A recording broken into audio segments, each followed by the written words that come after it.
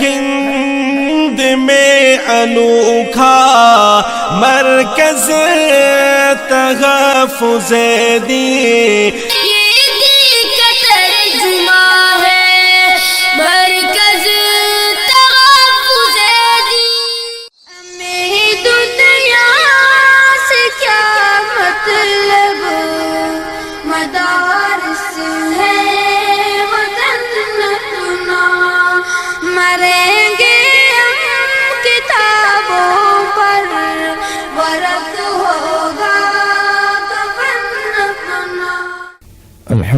الحمد لله نحمده ونستعينه ونستغفره ونؤمن به ونتوكل عليه ونعوذ بالله من شرور أنفسنا ومن سيئات أعمالنا من يهده الله فلا مضل له ومن يضلله فلا هادي له ونشهد أن لا إله إلا الله وحده لا شريك له ونشهد أن سيدنا ومولانا محمدا عبده ورسوله اما بعد فاعوذ باللہ من الشیطان الرجیم بسم اللہ الرحمن الرحیم یرفع اللہ الذین آمنوا منکم والذین اوتوا العلم درجات صدق اللہ مولانا العظیم وصدق رسولہ الکریم ونحن علی ذلک من الشاہدین والشاکرین والحمد للہ رب العالمین۔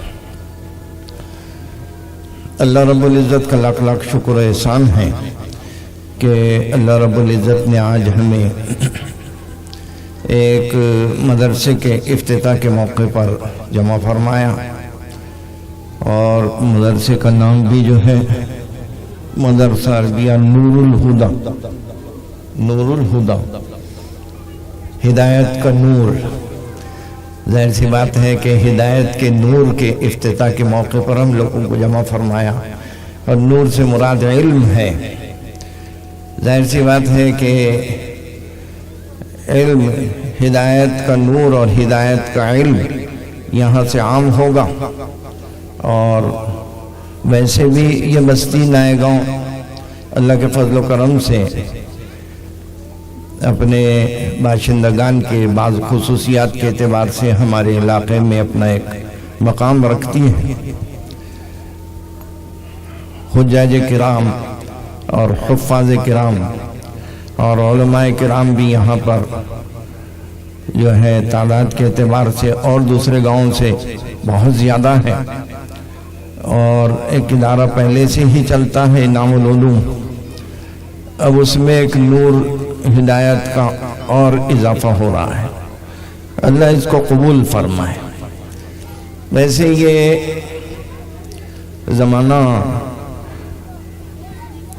علم و ہدایت سے بہت دور اور قیامت سے قریب کا زمانہ ہے، لیکن اللہ کا فضل اور کرم ہمارے علاقے پہ خصوصی اللہ کا فضل و کرم ہے کہ ابھی اس مہینے میں ہم نے تقریباً 4 مدرسوں کا افتتاح کیا، یہ 5واں مدرسہ ہے، اور اتفاق یہ کہ اس میں سے 3 مدرسے بچیوں کے، لڑکیوں کے ہیں، اور 2 مدرسے لڑکوں کے۔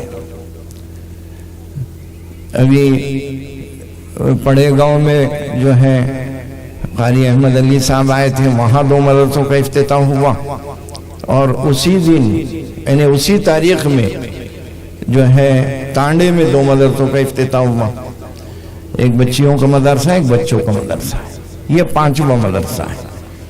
الحمدللہ اس گئے گزرے زمانے میں بھی اللہ رب العزت ہمارے بہت سے اہل خیر حضرات اور علماء کرام کو یہ توفیق دے رہے کہ وہ علم اور ہدایت کو عام کرنے اور علم کو پھیلانے اور قرآن و حدیث کے علوم کو عام کرنے میں جو ہے آگے بڑھتے چلے جا رہے ہیں۔ اللہ اس ادارے کو قبول فرمائے۔ اللہ رب العزت جو فرماتے ہیں کہ یرفع اللہ الذین آمنوا منکم والذین اوتوا العلم درجات، کہ اللہ رب العزت ایمان والوں کے درجوں کو بلند فرماتے ہیں، والذین اوتوا العلم، اور ان میں سے جن کو علم دیا جاتا ہے ان کے بھی درجے بلند فرماتے ہیں۔ یعنی علم والوں کے ایک تو ایمان کے اعتبار سے درجہ بلند ہے، اور دوسرے علم کی وجہ سے۔ اس پر ہمارے سلسلے کے بزرگ حضرت شیخ الہند رحمۃ اللہ علیہ نے ایک بات فرمائی ہے کہ یہ جو رفع درجات ہوتے ہیں، درجات کو بلند کرنا، تو کہاں دو قسم کا ہوتا ہے، ایک حصی طور پر اور ایک ہے معنوی طور پر۔ حصی طور پر تو رفع درجات اللہ رب العزت قیامت میں کریں گے۔ کیا کریں گے کہ بھئی قیامت میں علماء اور حفاظ کو بڑی بڑی بلڈنگیں اور بڑے بڑے جو ہے باغات ملیں گے جنت میں، تو سارے لوگ تعجب سے دیکھیں گے کہ بھئی یہ کس کا محل ہے۔ معلوم ہوگا فلاں مولانا صاحب کا، فلاں حافظ صاحب کا۔ تو وہ درجات کا بلند ہونا حصی طور پر وہ تو ہوگا آخرت میں، اور معنوی اعتبار سے دنیا میں ہوگا، اور ہوتا ہے۔ وہ کیا کہ بھئی اہل علم کا مقام بلند، اہل علم کہیں بھی چلے جائیں بلند مقام پہ بیٹھیں گے، کرسی پہ بیٹھیں گے، جو ہے اسٹیج پہ بیٹھیں گے، اچھی گاڑیوں میں گھومیں گے۔ تو یہ اعزاز اور اکرام یہ علم والوں کا۔ ظاہر سی بات ہے علم حاصل کرنے کے دونوں، چاہے عورتوں میں ہو یا چاہے مردوں میں ہو، مردوں میں جو علم حاصل کرنے والے علماء کرام، اور عورتوں میں علم حاصل کرنے والے عالمات، ان کا بھی مقام بلند۔ چنانچہ رسول اللہ صلی اللہ علیہ وسلم کی ازواج مطہرات میں جو مقام حضرت عائشہ صدیقہ رضی اللہ تعالیٰ عنہا کا ہے، وہ دوسری ازواج کا نہیں ہے۔ حتیٰ کہ بار اعتبار سے حضرت خدیجۃ الکبریٰ سے بھی بند لوگوں نے اس کو بڑھایا ہے۔ مشکات کے اخیر میں صاحب مشکات نے مناقب کر کے ایک باب قائم کیا، اور سب کی منقبتیں اور سب کے رتبے بتلائے۔ اس میں ازواج مطہرات کا بھی ایک باب قائم کیا کہ بھی ازواج مطہرات میں سے کون بلند مقام رکھتی۔ اس میں سب سے پہلے حضرت خدیجۃ الکبریٰ کی فضیلت پر روایت جمع کی، اس کے بعد حضرت عائشہ رضی اللہ تعالیٰ عنہ۔ حضرت خدیجۃ الکبریٰ کا مقام اس اعتبار سے بلند کہ حضرت خدیجۃ الکبریٰ نے رسول اللہ صلی اللہ علیہ وسلم کی اس وقت مدد فرمائی جبکہ رسول اللہ صلی اللہ علیہ وسلم نبی بھی نہیں بنے تھے۔ اس وقت جو ہے حضرت خدیجہ نے اپنا مال دیا، اور جو ہے حضور اکرم صلی اللہ علیہ وسلم کا ساتھ دیا۔ رسول اللہ صلی اللہ علیہ وسلم غار حرا میں چلے جاتے، کئی دن تک محو تحنث عبادت کیا کرتے۔ حضرت خدیجہ الکبریٰ کھانا اور پانی لے کر وہاں پہنچتی، بڑی خدمت کی۔ حضرت عائشہ رضی اللہ تعالیٰ عنہ خود کہتی کہ رسول اللہ صلی اللہ علیہ وسلم حضرت خدیجہ کا ایسا تذکرہ کرتے تھے کہ میں نے ایک دن کہا کہ اللہ کے رسول ایسا معلوم ہوتا ہے کہ حضرت خدیجہ ہی آپ کی بیوی۔ حضرت اللہ کے رسول نے فرمایا عائشہ خدیجہ خدیجہ، یہ جملہ ہے ظاہر کہ خدیجہ کا مطلب یہ کہ جو صفات حضرت خدیجہ میں ہے وہ کسی میں نہیں ہے۔ سمجھے نہیں سمجھے؟ حضرت عائشہ سے بھی بہت محبت تھی۔ حضرت عائشہ خود کہتی ہے کہ جب بھی قربانی اگر آپ فرماتے تو آپ جو ہے اس قربانی کے گوشت کے حصے کرتے الگ الگ، اور حضرت خدیجہ کی سہلنوں کے پاس بھیجتے کہ بھی جا کے جو ہے ان کی سہلنیں، حضرت خدیجہ تو نہیں تھی، ان کی سہلنوں کے پاس بھیجتے۔ تو کہنے کا ماحصل یہ ہے کہ حضرت عائشہ کا بلند مقام۔ ایک روایت نقل فرمائی کہ حضور اکرم صلی اللہ علیہ وسلم کے پاس بات جو ہے کسی بھی مسئلے میں صحابہ کو اگر کسی جو ہے علم کی ضرورت پیش آتی، حضرت عائشہ کے سامنے پیش کرتے، حضرت عائشہ اس مسئلے کو حل فرما دیتی۔ یعنی حضرت عائشہ علم کے اعتبار سے بھی بہت بلند تھی، بہت بلند مقام تھا۔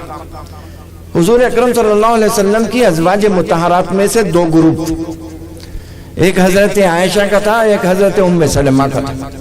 حضرت عائشہ کے ساتھ حضرت حفصہ، حضرت سودا، یہ جو ہے عورتیں تھیں۔ ہوتا یہ تھا کہ حضرت عائشہ کی جب باری ہوتی تو لوگ جو ہے زیادہ تحفے لاتے، اور تحفے لا کے رسول اللہ صلی اللہ علیہ وسلم کی خدمت میں پیش فرماتے۔ تو ظاہر سی بات ہے کہ دوسری امہات المومنین کو ذرا محسوس ہوتا، تو ایک مرتبہ حضرت ام سلمہ نے میٹنگ لی اور کہا کہ بھئی رسول اللہ صلی اللہ علیہ وسلم سے ذکر کریں گے کہ آپ صحابہ کے سامنے یہ ذکر کر دیں کہ وہ جس کی بھی باری رہے امہات المومنین میں سے ان کے پاس وہ ہدیہ تحفے لا کے دیا کریں۔ چنانچہ حضرت ام سلمہ نے رسول اللہ صلی اللہ علیہ وسلم سے بات ذکر کی۔ حضور اکرم صلی اللہ علیہ وسلم نے ام سلمہ سے کہا کہ حضرت عائشہ کے بارے میں نہ کہا جائے، مجھے تکلیف نہ دی جائے۔ حضرت ام سلمہ ڈر گئی، کہنے لگے کہ اللہ کے رسول میں معافی مانگتی ہوں، میں نے جو بات ذکر کی۔ لیکن پھر ام سلمہ نے کیا کیا کہ بھئی اس گروپ نے حضرت فاطمہ الزہرا کو اپنا ترجمان بنایا، ان کے بعد جو ہے ان کو بلایا اور کہا کہ بھائی ایسا جا کے آپ اپنے ابا حضور سے کہیے کہ جو ہے آئیے تشریف لائیے کہ آپ اپنے ابا حضور سے کہیے کہ بھئی وہ ہدیہ تحفے جو بھی صحابہ لائیں تو ہدیہ تحفے جو بھی صحابہ لائیں تو وہ ہر ایک جو ہے بیوی کے موقع پر لایا کریں۔ حضور اکرم صلی اللہ علیہ وسلم نے حضرت فاطمہ سے کہا ہے فاطمہ کیا تم مجھ سے محبت نہیں کرتی جس سے میں محبت کرتا ہوں؟ حضرت فاطمہ نے کہا یقیناً میں تو انہی سے محبت کرتی ہوں جن سے آپ محبت کرتے ہیں۔ اور پھر رسول اللہ صلی اللہ علیہ وسلم نے فرمایا کہ اے فاطمہ عائشہ وہ عورت ہے کہ جو ہے میں کسی عورت کے لحاف میں نہیں رہا جبکہ جو ہے وہی آ رہی ہو سوائے حضرت عائشہ کی، کہ ایک مرتبہ حضرت عائشہ کے ساتھ آپ آرام فرما رہے تھے اور اس وقت حضرت اللہ کے رسول پر وحی آئی، انک لا تہدی من احببت ولکن اللہ یہدی من یشاء۔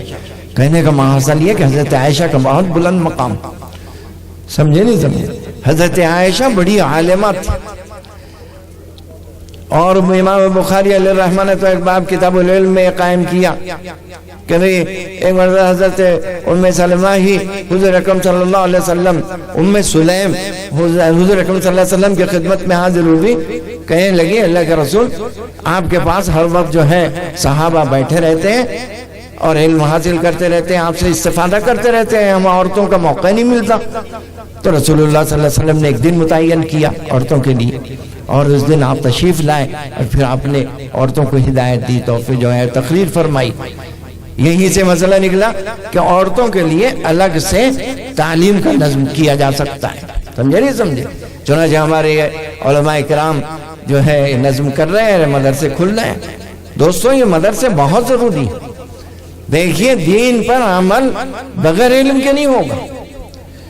آپ معاشرے میں جتنا بھی عمل دینی اعتبار سے آپ کو نظر آ رہا ہے یہ علماء کے صدقے میں۔ کہیں آپ یہ سوچنے لگے کہ بھئی ہمارے چہروں پہ داڑیاں ہیں اور ہم جو ہے نماز کے پابند ہیں اور زکاتیں ہم لوگ دے دیتے ہیں اور حج اور عمرے کرتے رہتے ہیں اور اللہ کے راستے میں 4 مہینے اور جو ہے 40 دن نکلتے رہتے ہیں اور نعوذ باللہ ثم نعوذ باللہ اب ہمیں علم کی ضرورت نہیں۔ کان کھول کے سن لیجئے، بغیر علم کے گاڑی نہیں چلے گی، علم کے بغیر عمل نہیں آئے گا، علم کے بغیر جہل آئے گا، سمجھے نہیں؟ یہ جو شکلیں جو نظر آ رہی ہیں علماء کے جوتیوں کے صدقے میں، سمجھے نہیں؟ اگر علم نہیں ہوتا عمل نہیں آتا، اور علم کے بغیر عمل آئے گا تو وہ تو ضلالت و گمراہی ہے، سمجھے نہیں سمجھے؟ العمل بلا علم ضلال، سمجھے نہیں سمجھے؟ کہ یہ تو گمراہی ہے۔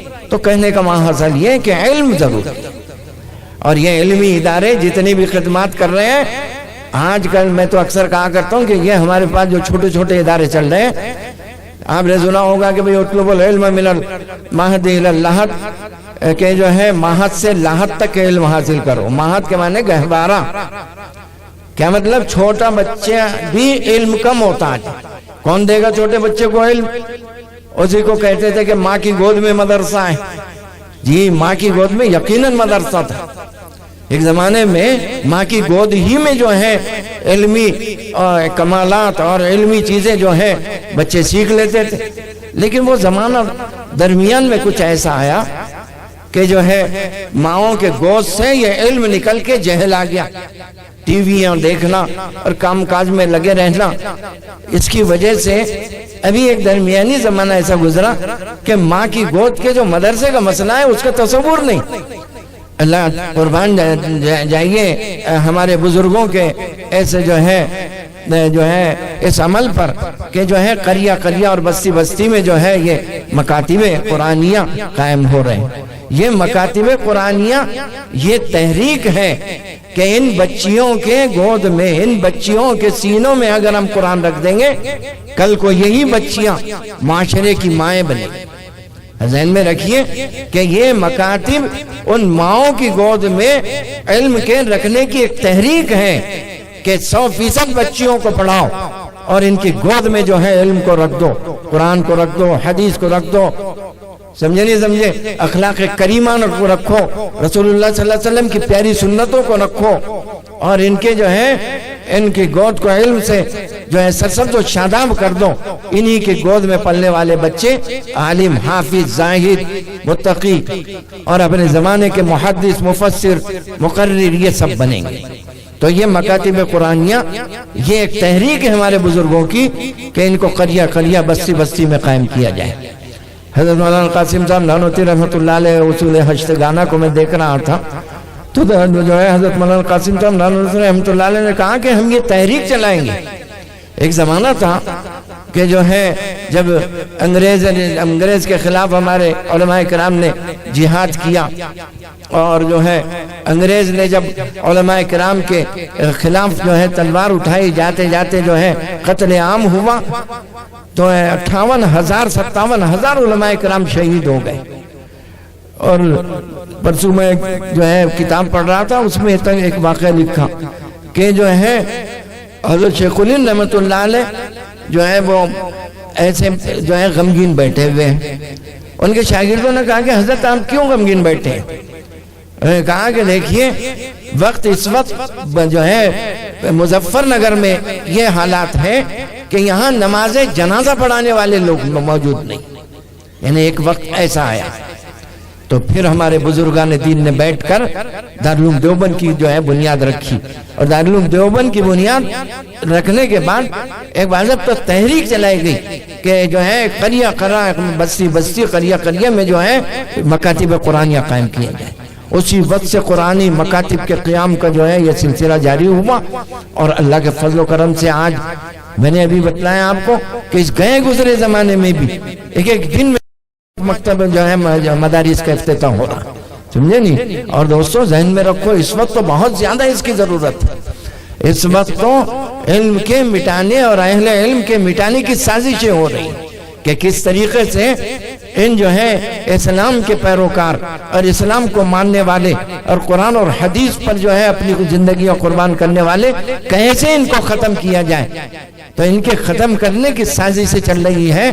آج تو ہمیں آگے بڑھ کے ان مدارس کے جال کو جو ہے اور آگے بڑھانا ہے، بچھا دینا ہے، اور ان مدارس کے ذریعے سے بچے اور بچیاں اور تعلیم بالغان نوجوانوں سب کو جو ہے سب میں علم کی ایک فضا قائم کرنی ہے۔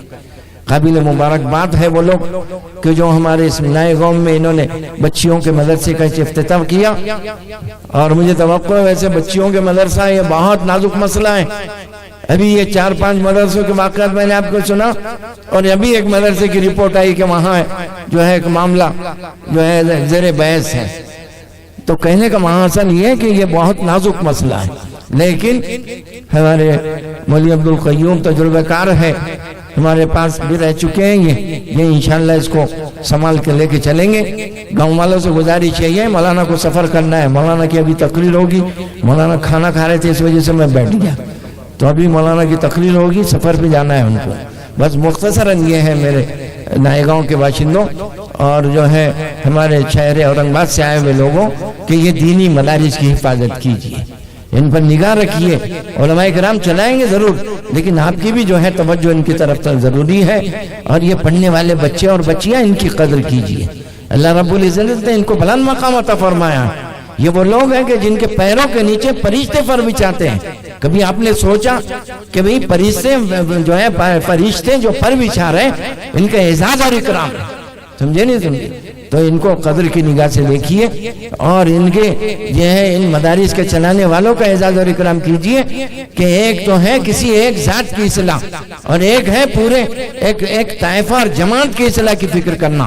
اور پھر یہ جماعت تو ایسی ہے کہ ان کے بارے میں جو یہ کہا جاتا ہے کہ بھئی بچوں کا جو ہے ایک عالم بنا تو ایک فرد بنا اور ایک عورت بنی تو ایک پوری امت اور پورے اس سے جو ہے معاشرے کا ایک گروہ جو ہے اس سے متعلق وہ جو ہے عالم بنا. اس وجہ سے بچیوں کے مدرسے یہ اس وقت کی بہت زیادہ ایک ضرورت کی چیز ہے اور یہی بچیاں کل کو آپ کے معاشرے کے اصلاح کا سارے کام انجام دیں گی.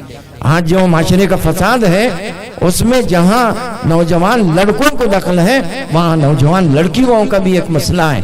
مخلوط تعلیم کے غلط نتائج آج ہمارے سامنے آ رہے ہیں. ابھی آج کے اخبار میں آپ نے پڑھا ہوگا کہ ایک ادارے کی ہیڈنگ دیا, سمجھے نہیں سمجھے, تو وہاں وہ مخلوط تعلیم کے جو ہے غلط اثرات.